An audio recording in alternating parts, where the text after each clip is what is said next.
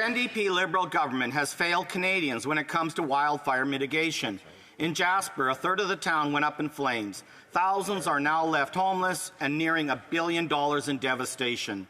Even with that result, this radical environment minister had the audacity to call it a success. People in Jasper are demanding answers for how this happened under this minister's authority. Mr. Speaker, was it negligence, incompetence, or both? The Honourable Parliamentary Secretary to Minister of Crown Indigenous Relations. Mr. Speaker, we're seeing that Canada is warming 5 times faster than other countries. The damage from extreme weather events in Canada is more than $175 million per year. But our environmental plan reduces emission and puts more money in the hands of 8 out of 10 Canadians. Climate change is real, and the Conservatives don't have a plan, and it's shameful. The Honourable Member for Yellowhead.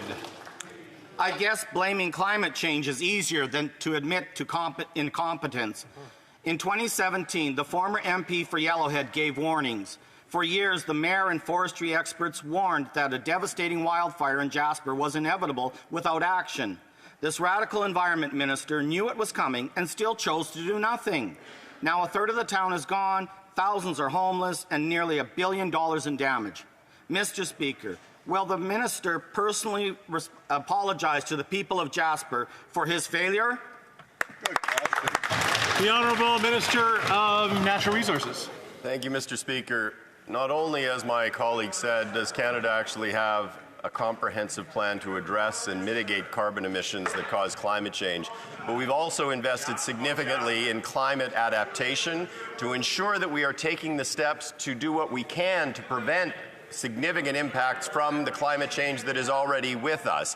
Certainly, Parks Canada has been part of that. They are a leader in the context of managing the parks on a climate adaptation basis, and I think it's just reprehensible that he's throwing the officials from Parks Canada under the bus. The Honourable Member for Dauphin, Swan River, Neepawa.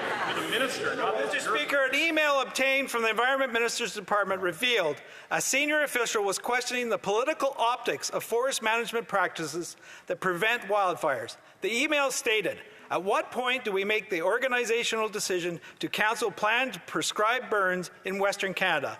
Political perception may become more important than actual prescription windows." End quote. Why were the political optics more important than forest management to the minister months before Jasper wildfires?